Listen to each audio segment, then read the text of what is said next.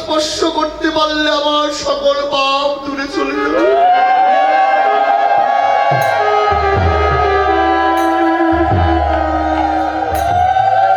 যে ভক্ত সে তো প্রত্যেক দিন ভগবানের নাম করে, আর যিনি ভক্ত নয় তিনি ভগবানের নামও করে না, ওই ভগবানের পথেও চলে না। তাকে পথে আনার জন্য ভগবান তার কি পিছে পিছে চলছে। কখন তাকে এই পথে এনে হা কৃষ্ণ বলে ধরাই দৌড়াদৌড়িতে তাকে মানব জনম সার্থক করে। এই তো ভক্ত ভগবানের কৃপা এমনই হয়, যার যেমন চাওয়া তার তেমনই পাওয়া। চাওয়া যদি ভালো হয় পাওয়াটা ভালোই হয়। মহাপ্রভু তাই শচীর আঙ্গিনায় ঘুমাচ্ছে। এবার ভক্তের হৃদয়ের বাসনা অনুভব করছেন শচীমা। এবারও যদি আমি মা হয়ে ভক্তের চরণে অপরাধ করি, এই অপরাধের খণ্ডন আর হবে। তাই ভক্তদের বলছেন ঠিক আছে, আমি যাচ্ছি। আমি আর গৌরীকে জাগাতে ছুটে গেলেন মহাপ্রভুর শয়ন কক্ষে। সেখানে গিয়ে দেখে গৌর হরি একা একা ঘুমের ঘরে মৃদু মৃদু হাসি। এমন সময় বৈষ্ণব কবি লিপিবদ্ধ করলেন কি, শোনমা ওরে সহজহি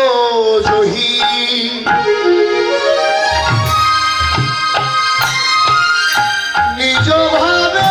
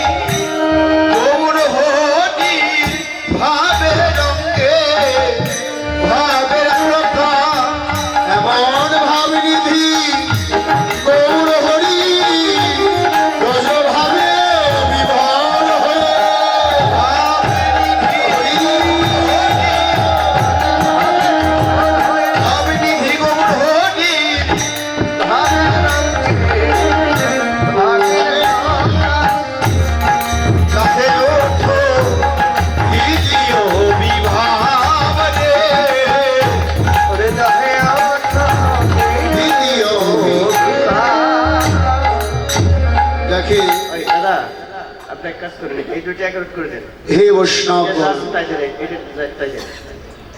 নিশি প্রভাত কালে যখন শচীর মন্দিরে প্রবেশ করলেন, অর্থাৎ মহাপ্রভু যে শয়নে আছেন সেখানে গিয়ে মা দেখে তার সর্বাঙ্গে সেই মদন তনু নৃত্য করছে, আর ভাবের অঙ্গে ভাবের বিকার ঘটেছে।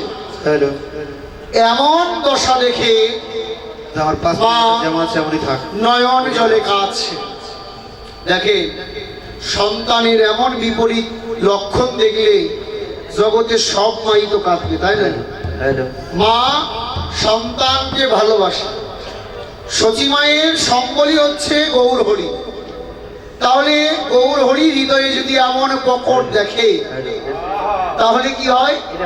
মা স্থির থাকতে পারে না, তাই কাঁদছে। ভজন দ্রষ্টা লীলার এক প্রান্তে দাঁড়িয়ে বলছো, মা তুমি কেন কাঁদছো?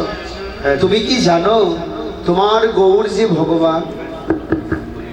তুমি জানো না তোমার গৌর হরি যে পতিত পাবন অবতার হয়েছে? তুমি যদি জানতে তোমার গৌর হরি সেই ভগবান, তাহলে গৌরকে পুত্র রূপে তুমি লাভ করতে পারতে। জানো না বিধায় আজ গৌরের এমন দশা দেখে কাঁদছে। তোমার গৌর হচ্ছে কলির ভগবান, কলির পাষাণ্ড জীবের ভগবান, যাদের উদ্ধার করার জন্য, কৃপা করার জন্য মহাপ্রভু এসেছে। যেচে যেচে সেধে সেধে সবাইকে কৃপা করছে। যিনি যোগ্য তাকেও কৃপা করছে, যিনি যোগ্য নয় প্রভু তাকেও কৃপা করছে। এমন পতিত পাবন অবতার। তুমি জানো না বিধায় আজ গৌরের এমন স্বভাব দেখে কাঁদছ। তোমার গৌর কেন কাঁদছে এটা তো তুমি জানো না। এটা কি জানো? তোমার গৌর কাঁদছে ভক্তগণ যদি ভগবানের নাম করে কাঁদে, ভগবানও তো ভক্তের নাম ধরে ধরেই কাঁদে। ভগবান কখনো ভক্তের ডাক সইতে পারে না। হ্যাঁ, ভগবান সইতে পারে না, তাই কাঁদছে। ও তুমি এইভাবেই কাঁদছো, আর আমার গৌর হরি আরেকটি ভাব দেখলে তো তুমি ধোলাই গড়াগড়ি যাবে। তখন বৈষ্ণব কবি লীলার এক প্রান্তে দাঁড়িয়ে বিনোদীয় কণ্ঠে বলছে, শোনো ওরে ব্যাকত গো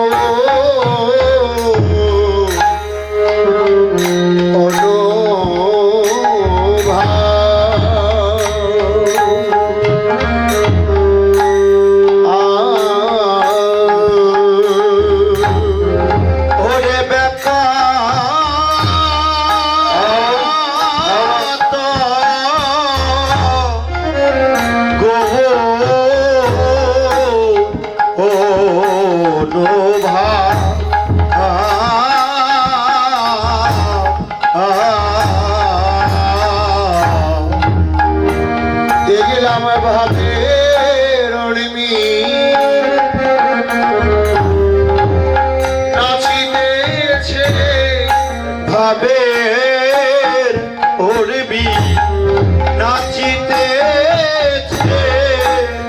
ভাবের উর্বি।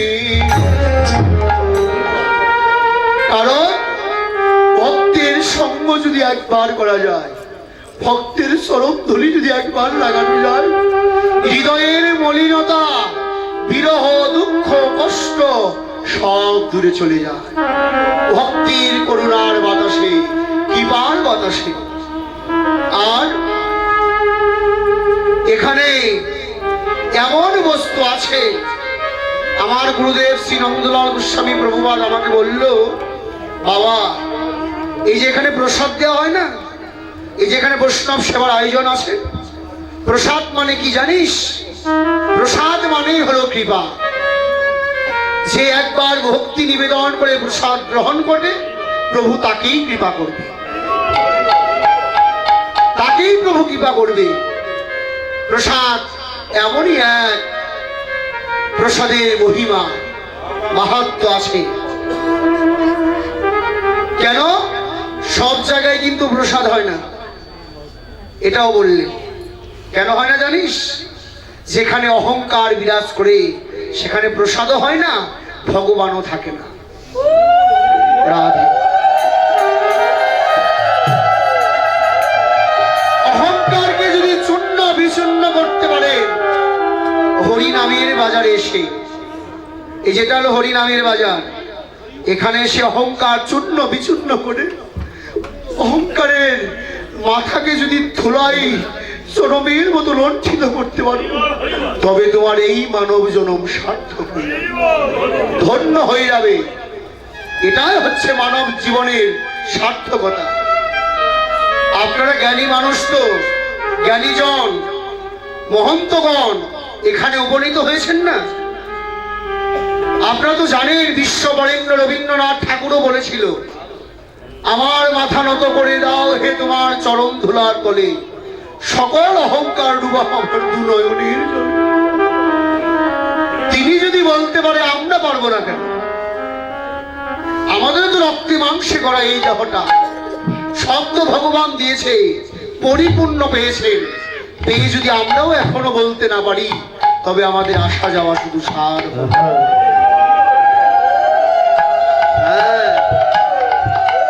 আসা যাওয়াই সার।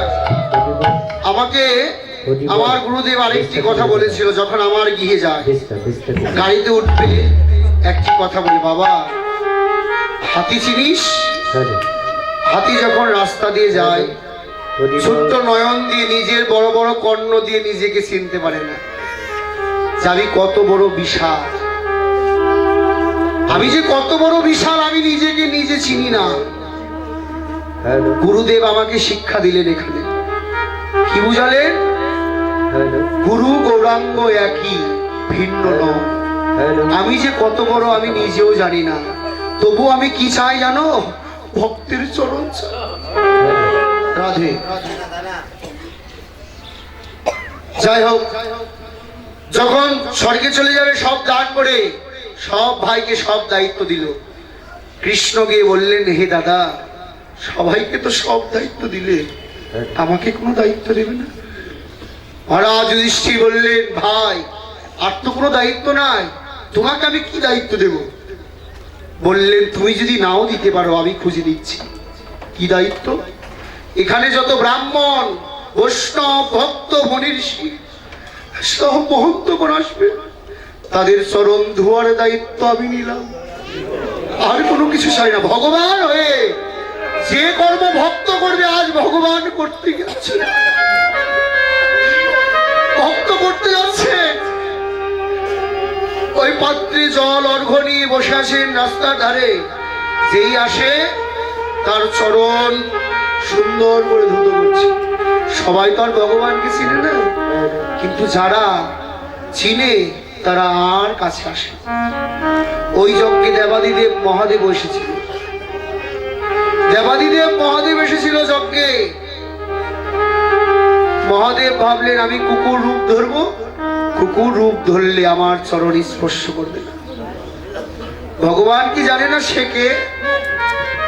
কুকুর রূপ ধরে যখন অন্য দিক দিয়ে ঘুরে যাবে, ভগবান গিয়ে কুকুরের দুটি চরণ ধরে ফেলল।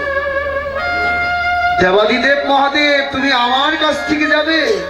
দেখে ভগবান ও ভক্তের চরণ চিনে কোন চরণ কিভাবে ধরতে হয়। গিয়ে যখন কুকুরের চরণও জড়িয়ে ধরলেন, দেবাদিদেব মহাদেব আর নিজের রূপকে সম্বরণ করতে পারলেন না। বললেন, প্রভু হে, জগতে তোমার চরণ পাওয়ার জন্য কত পথে পথে ধুলাই দূষিত হই, কত শ্মশানে শ্মশানে তোমার নাম করি, আজ কিনা তুমি আমার চরণ ধুতো করবে? বলে দাও, আমার চরণ যদি ধুতো করতে চাও, আজ যেমন তুমি বিশ্ব ব্রহ্মাণ্ডের অধীশ্বর হয়ে আমার চরণ ধুতো করতে চাও, আমাকে এমন বর দাও, আমি গিয়ে যেন সদাই তোমার নাম, তোমার চরণ ধুতো করে আমার এই জন্ম সার্থক করতে পারি।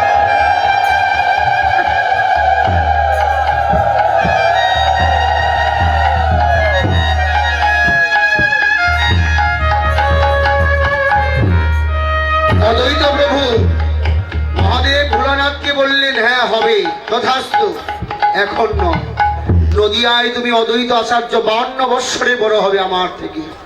নদিয়ায় গিয়ে তুমি আমার চরণ ধুত করবে, চরণ ধুলি নেবে এবং চরণে আশ্রয়ও পাবে। এই তো অদ্বৈত প্রভু, সেই ভোলানাথ, মহাবিষ্ণুর অবতার অদ্বৈত আচার্য। তাই গোবিন্দ নিজেও ভক্তের চরণ ধুত করেছে। আর আমরা এত অহংকারী, ভক্তের চরণ ধুত করার বাসনা হৃদয়ে নাই, সেটা তো নাই। আর ভক্তের মাঝে গড়াগড়ি দেবার যোগ্যতাও লাভ করি নাই। আমি করি নাই, আপনারা করেছেন। কেন? আমি এক জনমে নয়, বহু জনমের অপরাধী। তাই আমার কৃষ্ণ বলে প্রাণও কাঁদে না, ভক্তের মাঝে আমি ধুলাই গড়াগড়ি দিতেও পারি না। তাই মহাপ্রভু এমন করে কাঁদছেন। আর বৈষ্ণব কবি কি বললেন? মহাপ্রভু ঘুমের ঘরে কৃষ্ণ কৃষ্ণ বলে কাঁদছেন। কেন জানেন? যখন মাল লীলা হয়, 64টা পালার মাঝে মাল লীলা আছে। ওই মাল লীলায় মহাপ্রভু নিজের বাম পদ ধরে নিজে নিজেই কেঁদেছে। বাবা, কেন জানেন? তখন বৈষ্ণব কবি বলে, প্রভু এমন ভাব তো কখনো দেখি নাই, আজ তোমার এমন ভাব কেন? বলে, আমার মনে হয় কি জানো, আমার বাম পদ শ্রীমতী রাধারানী, তাই আমি রাধার চরণ ধরে কাঁদছি। দেখেন অনুরাগ, কত অনুরাগ! শুধু তাই নয়, ঝাড়খণ্ডের পথ দিয়ে যখন মহাপ্রভু কৃষ্ণ কৃষ্ণ বলে কেঁদে চলছে, যাকে সামনে পাচ্ছে প্রেমে বিভোর হয়ে ধুলায় পড়েছে। বনের পশু, হিংস্র পশু এসে চারিদিকে বসেছে। মহাপ্রভুর কান্না শুনে হিংস্র পশু বাহু তুলে কৃষ্ণ বলে কাঁদছে। আর তাদের জড়িয়ে ধরে বলছে, তুমি কি আমার ভগবান? তুমি কি আমার কৃষ্ণ? যাকে দেখে বৃক্ষকেও জড়িয়ে ধরে বলে, তুমি কি আমার কৃষ্ণ? তুমি কি আমার গোবিন্দ? মহাপ্রভুর কি ভাব! মহাপ্রভু কখনো নিজেকে ভগবান বলেনি, ভক্ত বলেছেন। আমি ভক্ত, আমি ভগবান নয়। ভগবানকে খুঁজছেন মহাপ্রভু। ভক্ত ভগবান মিলিত হয়ে তো এসেছেন। রাধা কৃষ্ণ মিলিত তনু হলো গৌর হরি, তবুও কাঁদছে। এমন করে নদিয়ায় সচিমা দেখলে আজ গৌর হরিও কাঁদছে, যেন হৃদয়ে অষ্টসাত্ত্বিক ভাবের বিকাশ। আর বদনে কৃষ্ণ নাম, নয়নের বাড়ি। এমন সময় সসীমা আর সইতে পারলেন না। নয়নের জল গড়িয়ে শ্রী গৌরাঙ্গের অঙ্গে পড়েছে, হাত দিয়ে গৌর অঙ্গ বুলিয়ে দিচ্ছে। এমন সময় মহাপ্রভু জেগে বললেন, ও মা, প্রভাতকালে নিত্যকর্ম কি জানো মা? কি? প্রভাতকালে নিত্যকর্ম জেগে, ব্রহ্ম মুহূর্তে জেগে স্নান করে, শুষ্ক বসন পরিধান করে, কুসুম চয়ন করে, রাধা গোবিন্দকে জাগিয়ে ধূপ দীপ দিয়ে আরতি করতে হয়। তুলসী চয়ন করে তার চরণে পুষ্পাঞ্জলি তুলসী পত্র নিবেদন করতে হয়। আর তাকে জাগিয়ে হরিনাম উচ্চস্বরে করতে হয়। তুমি এসে এখানে কেন কাঁদছ? তখন মা বলছে, গৌর হরি, আমি কেন কাঁদছি তুই কি সেটা বুঝতে পারবি রে? ঘুমের ঘরে তুই মৃদুমন্দ এসেছিস, সর্বঙ্গ কেঁপেছে, সদাই নয়নের জলে কৃষ্ণ কৃষ্ণ বলে আকুল হয়ে কাঁদছিস। ওগুলো দেখে কি আমি আর স্থির থাকতে পারি? তাই তো আমি তোমার কাছে এমন করে আকুল হয়ে কাঁদছি গৌর। মায়ের কান্না দেখে গৌর মাকে জড়ে ধরে বললেন, মা কেঁদো না, কেঁদো না মা, আমার ভক্ত আমার নাম ধরে কাঁদে, আমিও ভক্তের নাম ধরেই কাঁদি, এর জন্য কাঁদছি। ও, তাহলে এমন প্রেম! তোমার ভক্ত তোমার উঠানে আছে দাঁড়িয়ে, তাদের নিকটে তুমি যাও প্রভাতকালে কর্ম করি। প্রভাতকালের কর্ম কি জানেন? ঘুমের থেকে উঠে কি করি আমরা? সুখ বলে আমি তো পারবো না বিধানে, তুমিই কোনো বিধান করো, তুমিই জাগাও। শাড়ি বলে বৃন্দাবনের সুখ শাড়ি তো আমরা। আমরা যদি এমন সুখের নিদ্রাকে ভাঙি, জগতে কেউ আমাদের সুখ শাড়ি বলে প্রাধান্য করবে। তাহলে উপায় যখন ভাগ্য বলে আমাদের ভাগ্যে মিলেছে এমন গোবিন্দ বিলাস দেখা, নয়ন ভরে দেখে, নয়ন ভরে দেখে নাও রাধা গোবিন্দের বিলাস। দেখেন, সবই কিন্তু সবার ভাগ্যে হয় না। পেয়েছে, হারিয়েও ফেললেন। জীবনে অনেক কিছু পেয়েছেন, ধীরে ধীরে হারিয়ে ফেলছে। আর ওরা পেয়ে হারাচ্ছে না, ওরা নিজেরাই বলছে আমরা পক্ষী কুলে জনম, এবার তো পেয়েছি রাধা গোবিন্দের বিলাস, দেখিলাম। নয়ন ভরে দেখে নাও, হরি বল রাধে। যখন নয়ন ভরে দেখতে বললেন, তারা একই অঙ্গে রাধা গোবিন্দের বিলাস তোর দেখছে। আর কেঁদে বললে, আমাদের বড় ভাগ্য বলে হলো, এই দেখাই যদি শেষ দেখা হয়, এই বলাই যদি শেষ বলা হয়, তাহলে উপায় এখনো তো সময় আছে। এই সময় দেখে নাও, উচ্চস্বরে হরিনাম বদনে করে নাও, তবে তোমার এই জনম সার্থক হবে। তাই এবার ভগবতী দেবী যখন সুখ সারি উভয়ে কৃষ্ণ নাম করে রাধা গোবিন্দের বিলাস তনুকে জাগালেন, কৃষ্ণ নামের ধ্বনি শুনে রাধারানী জাগলেন, রাধারানী গোবিন্দের চরণ সেবা করে জাগালেন। দেখে, আমরা জগতে ঘুমাই, পতিকে ডাকতে হলে কেমন করে জাগাতে হয় জানেন? চরণ সেবা, যে রাধারানী দেখাচ্ছে, শেখাচ্ছে আমাদের। আর আমরা এখন সেটা করি না, এটা কিন্তু নয়। রাধারানী নিজে শিক্ষা দিলেন আমাদের, রাধারানী ভগবানের চরণ সেবা করে জাগাচ্ছে। এগুলো নিয়ম, আমরা তো এগুলো সব ভুলে যাচ্ছি, দিন যাচ্ছে। এগুলো করতে হয়, আপনারা চেষ্টা করবেন। পতি সঙ্গে ঘুমে আছে, ঘুমের থেকে উঠে পতিকে ভক্তি করতে হয়, এটাও করেন। অপরাধ কত জায়গার থেকে কিভাবে হয় আপনারা জানেন।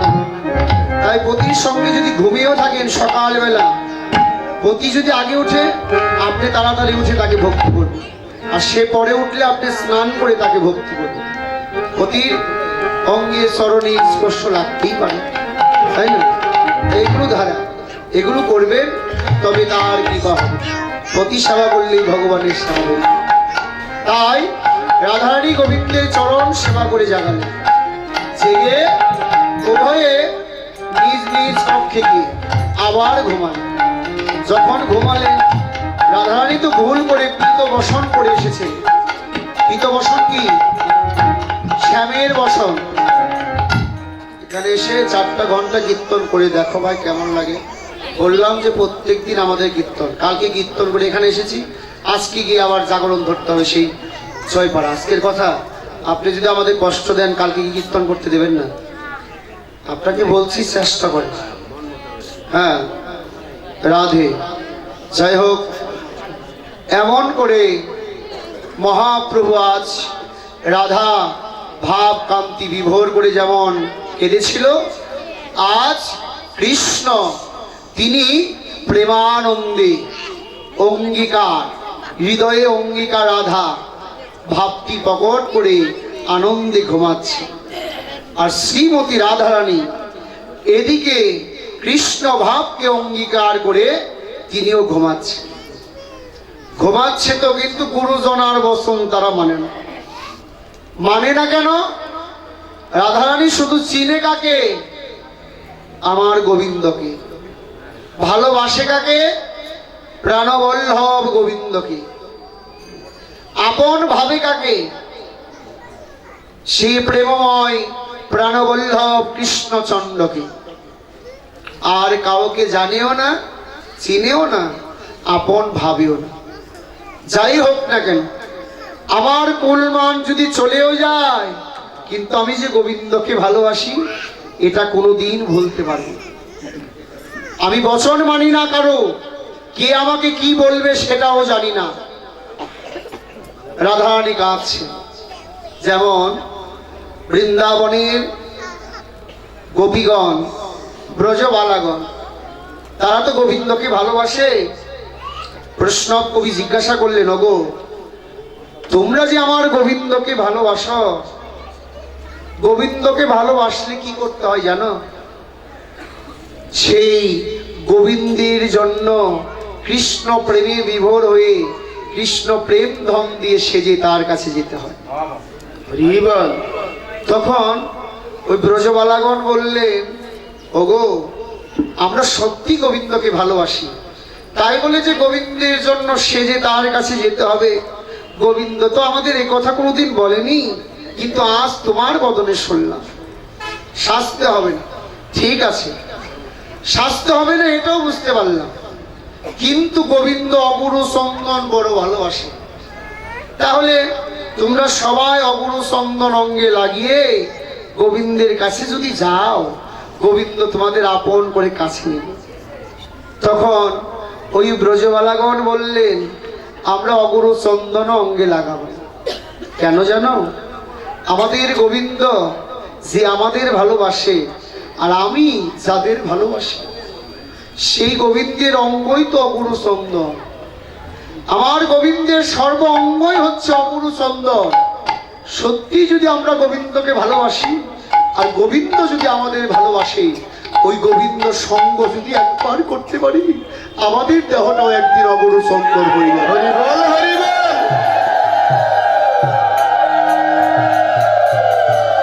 আমাদের দেহটাও একদিন অগুরু চন্দন হয়ে যাবে। সেদিন আমাদের আর কোনো কিছু প্রয়োজন হবে না। বৈষ্ণব কবি কেটে বলে, তোমার হৃদয়ে আমার প্রেম, এমন প্রেম না হলে ভগবানকে আপন করে কাছে পাওয়া যায় না। তোমার হৃদয়ে এমন প্রেম আছে বলে আজ গোবিন্দকে আপন করে কাছে পেয়েছ,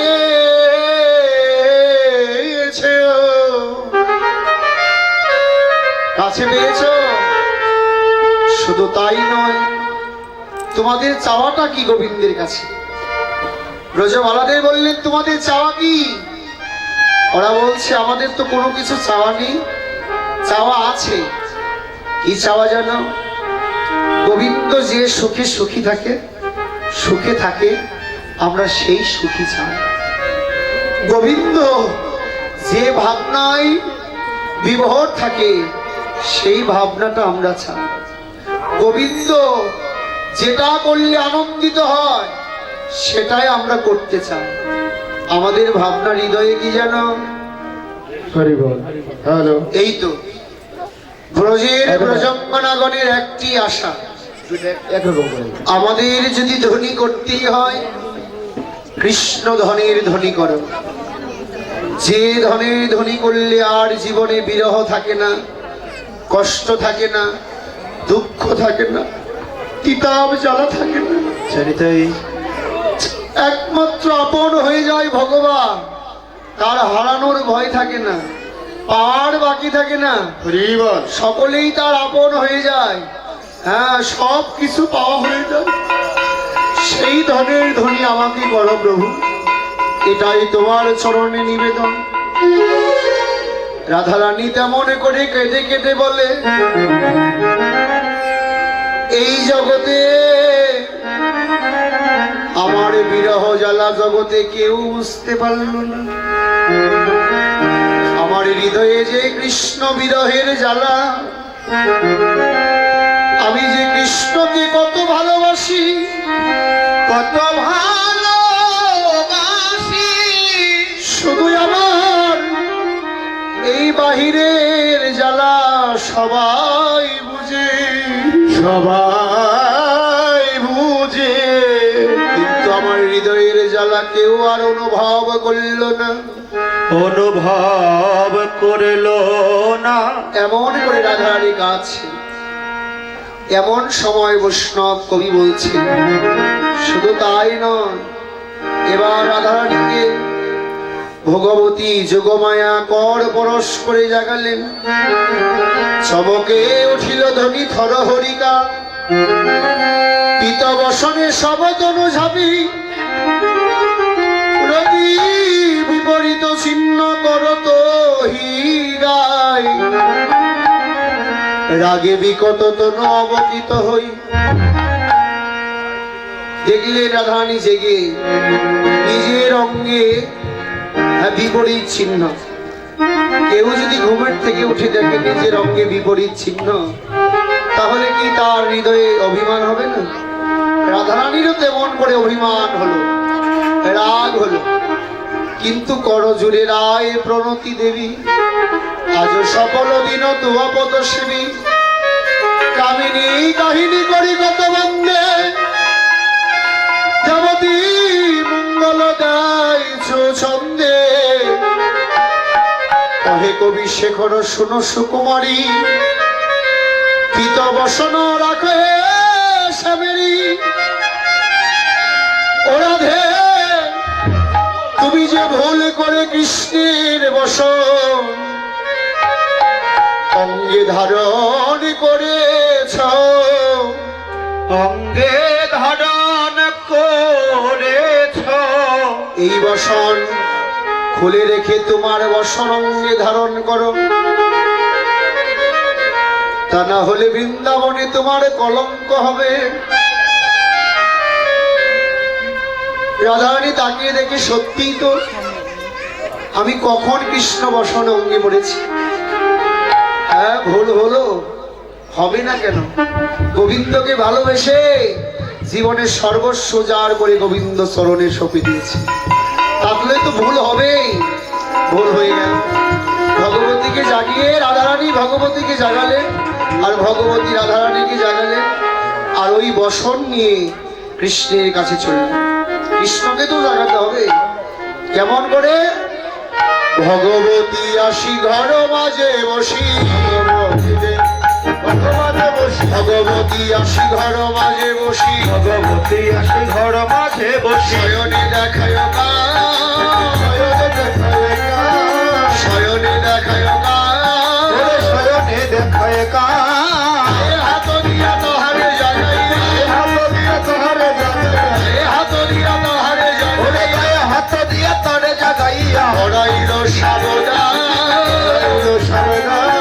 পড়াইল সাবধান, হাতি কড়াইল সাবধান, সত্তরে উঠিয়া তাহারে মন্দিয়া, উঠিয়া তাহারে মন্দিরা, নয়নে গছানো হাতে, গছানো হাতে, আশিস পাইয়া বাহির হইয়া, পাইয়া বাহির হইয়া, মিলিল সখার সাথে, মিলিল সখার সাথে, যত দাসগণ করিয়া যতন, দাসগণ করিয়া যতন, খোয়াইল চাঁদ মুখে, চাঁদ মুখে, দেখিয়া বদনে মরমে বদনে, ইয়া বদনে মরণে বদনে, আপড়ে পড়িয়া কান্দে, কাপড়ে পড়িয়া কান্দে, সখাগণ সঙ্গে নানান সঙ্গে, ফিরিকে আইল হরি, ফিরিতে আইলা হরি, ওই গাবি বর্ষ সব করে হাম্বারব, দোহয় মটক ভরি, দোহায় মটকি ভরি, দোহন বহন না যাই কথন, আনন্দে আত্মগা, ওই আনন্দে আকুলগা, শিখর যতনে কহে গগনে,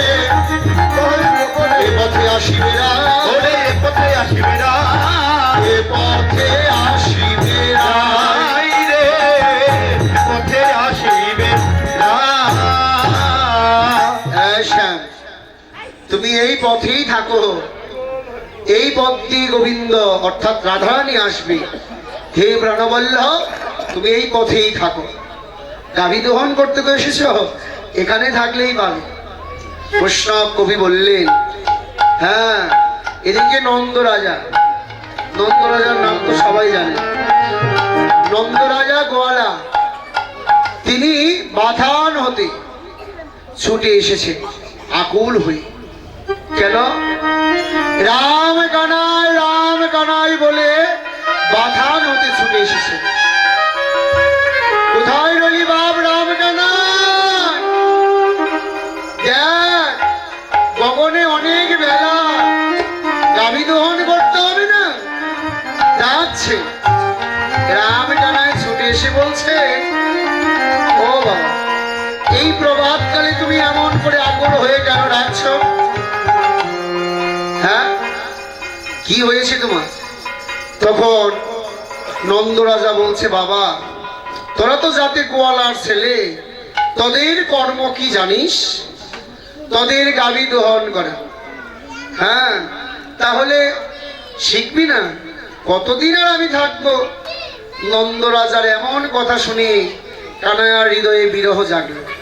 বাবা তুমি এমন করে এই কথা কেন আমাকে বলো? আমি কি ব্যথা পাই না?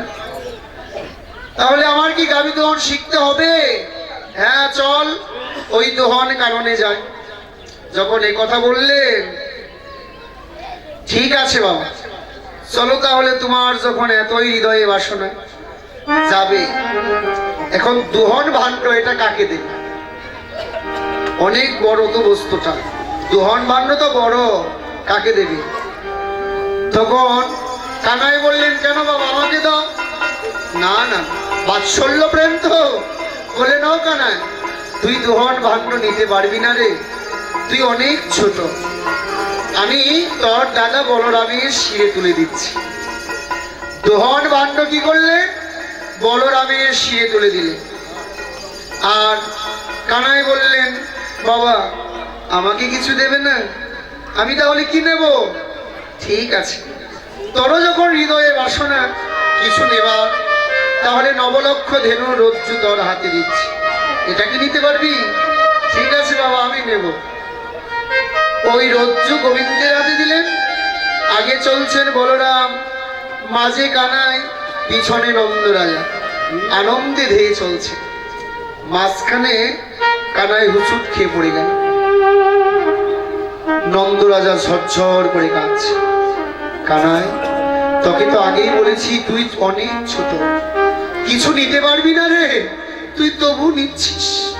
ব্যথা পেয়েছিস রে বাবা? কোথায় লেগেছে বল? কানাই মৃদু এসে বললেন, বাবা আমি ব্যথা পাইনি, তুমি কেঁদো না। ও বুঝতে পেরেছি বাবা, তাহলে তুই রজ্জুর ভারও বইতে পারছিস না। আমার পাদুকা খুলে গোবিন্দের হাতে দিল। কি বাৎসল্য প্রেম! বৈষ্ণব কবি ভজন বৈষ্ণব লীলার এক প্রান্তে দাঁড়িয়ে হহু করে কাঁদছে। ভগবান দোহন ভাণ্ড কি এত ভারী? দোহন ভাণ্ড কি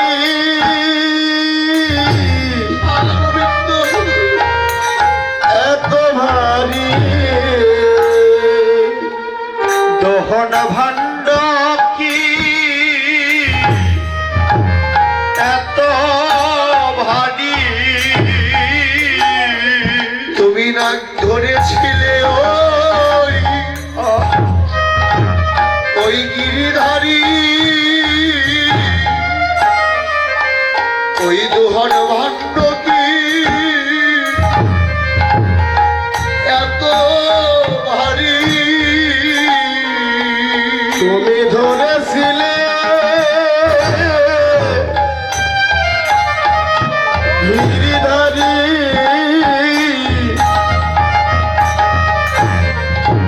দোহন ভাণ্ড কি এত ভারী? তুমি ধরেছিলে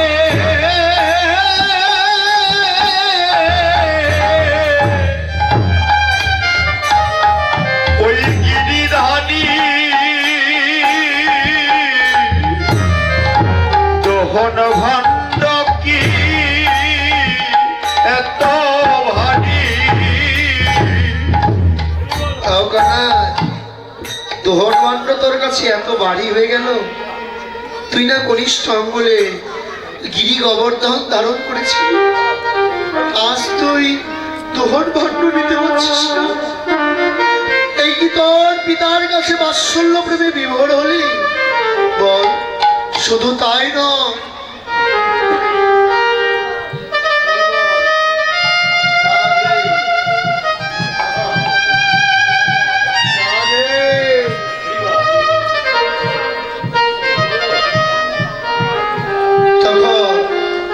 বৈষ্ণব কবি ভজন দ্রষ্টা কাঁদছে ওখানে সামান্য নন্দরাজার কাছে তোমার পাদুকা, হ্যাঁ নন্দরাজার পাদুকা এত বড় হয়ে গেল, এটা তুমি শিরে তুলে নিলে? তুমি কি সত্যি ভগবান? কোথায় রইল তোমার ভগবানের ভগবত্ব? কোথায় রইল তোমার ঈশ্বরের ঈশ্বরত্ব? কোথায় রইল তোমার মোহনের মহতত্ব? কোথায় রইল তোমার বিরাটের বিরাটত্ব? এই কি তুমি সত্যি ভগবান? তুমি কিনা বাৎসল্য প্রেমে বিভোর হয়ে নন্দরাজার পাদুকা শিরে তুলে নিলে? তুমি কি ভগবান? তখন গোবিন্দ নয়ন জলে কাঁদছে আর বলছে, কেননা যে ভক্ত আমাকে ডাকার মতো ডাকে, আমার কাছে সব সুবিধায় আমি যুগে যুগে সেই ভক্তের ভার,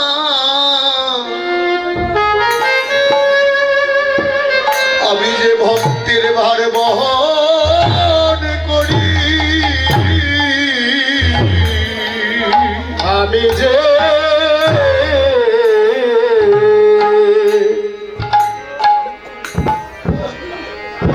সেই ভক্তের ভার বহন করি,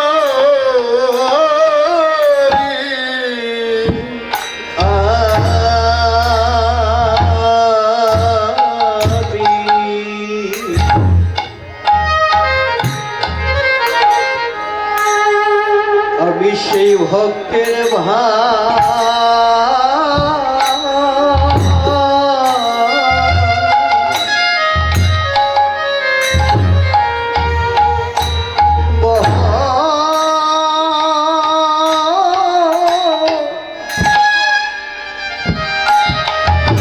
বহন করি,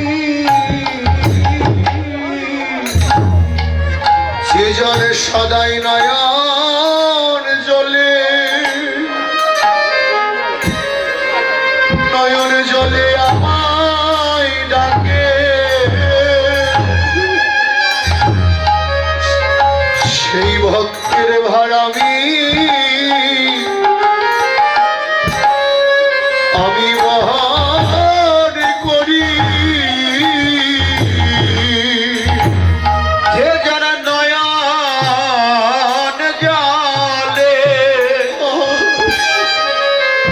আমায় ডাকে,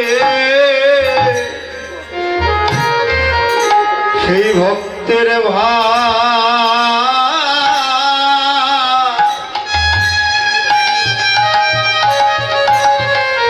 আমি বহন করি, যে জন নয়ন জলে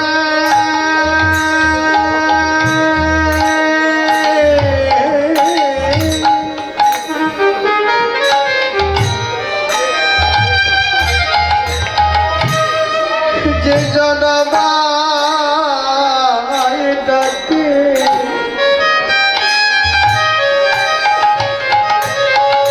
আমি সেই ভক্তের ভার বহন করি,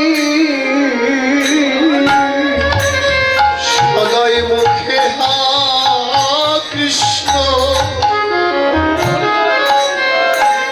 হা কৃষ্ণ বলে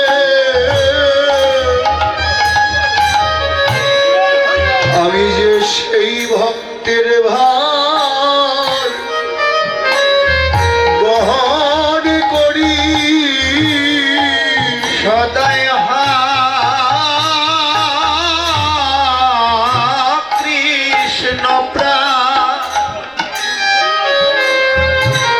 কৃষ্ণ বলে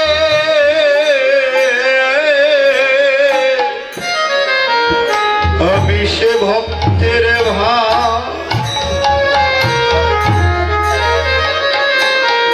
ভবে বহন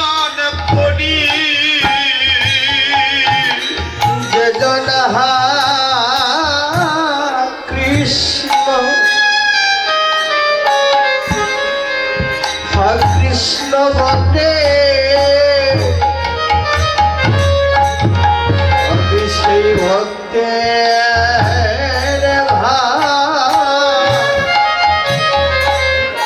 গ্রহণ করি সেজনময় ডাকার মতো একবার আমায় ডাকে সেই ভক্তের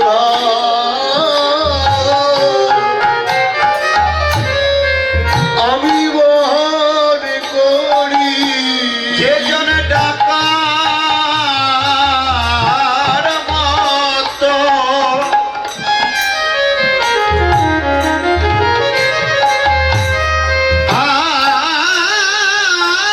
আমায় ডাকে আমি সে ভক্তের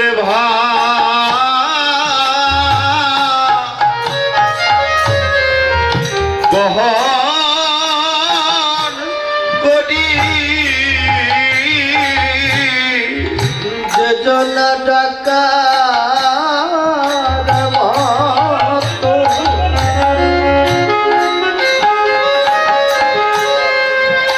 আমায় ডাকে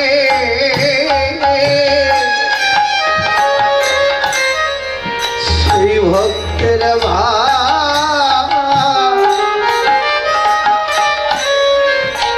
গ্রহণ করি আমি যে যুগে যুগে ধরা পড়ি আমি যুগে যুগে ধরা পড়ি আমি যে যোগে যোগে ধরা পড়ি সেজন আমায় ডাকার মতো